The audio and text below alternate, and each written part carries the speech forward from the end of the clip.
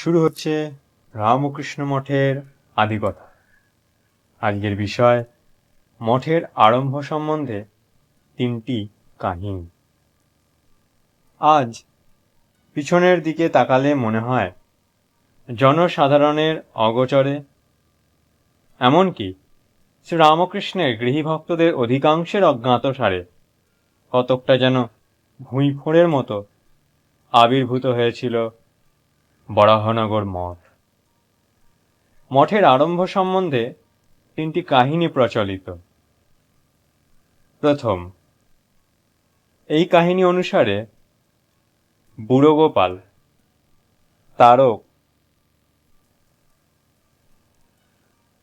কালীপ্রসাদ, লাটু প্রমুখ ঘরছাড়া যুবকদের আশ্রয়দান ও ভরণ পোষণের ব্যবস্থার জন্য ভক্ত সুরেশচন্দ্র মিত্র ওরফে সুরেন্দ্র নরেন্দ্রনাথকে অনুরোধ করেছিলেন একটি বাড়ি অনুসন্ধান করতে। উদ্দেশ্য ছিল ঠাকুরের ভাব আশ্রয় করে গৃহহারা যুবকগণ একটি আড্ডা গড়ে তুলবেন, যেখানে সংসারী ভক্তগণ মাঝে মাঝে গিয়ে সংসারের জ্বালা জুড়াতে পারবেন। সুরেন্দ্র অর্থ সাহায্যের প্রতিশ্রুতি দেন। দ্বিতীয়, এই কাহিনীটা কিছুটা অলৌকিক। অফিস ফেরত সুরেন্দ্র একদিন শ্রী শ্রী ঠাকুরের অর্থাৎ রামকৃষ্ণের আদেশ পান।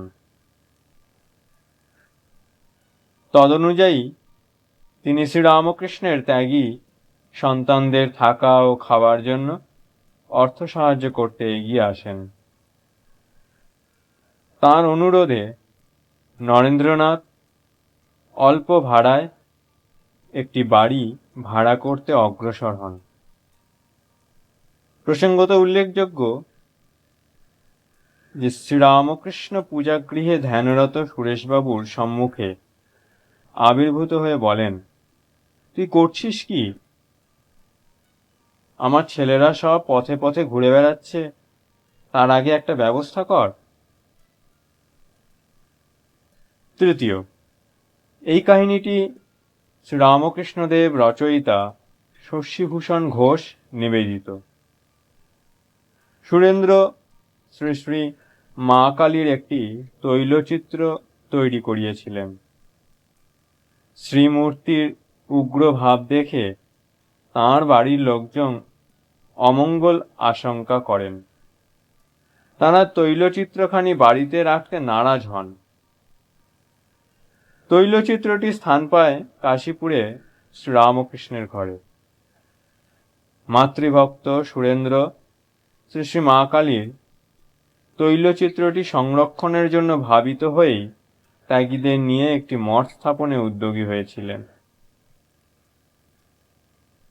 এখন উপরোক্ত 3টি কাহিনী সম্ভবত একই ঘটনার বিভিন্ন বিবরণ, কিন্তু প্রত্যেকটি কাহিনীতেই ভক্ত সুরেন্দ্রর গুরুত্বপূর্ণ ভূমিকা লক্ষণীয়।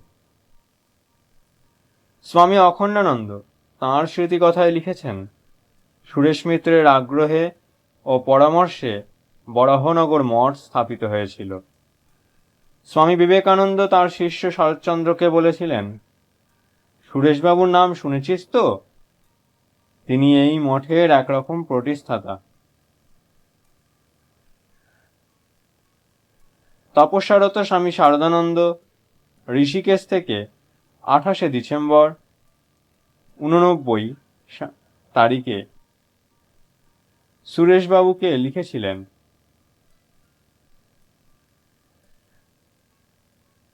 আপনার মতো ভাবুক লোক এখানে এলে একেবারে মাত হয়ে যাবেন। আপনি মা আনন্দময়ীর বেটা, আপনারও আনন্দের কিছু কম নাই। আমাদের প্রার্থনা মার কৃপায় আপনি পরমানন্দে দিন কাটান।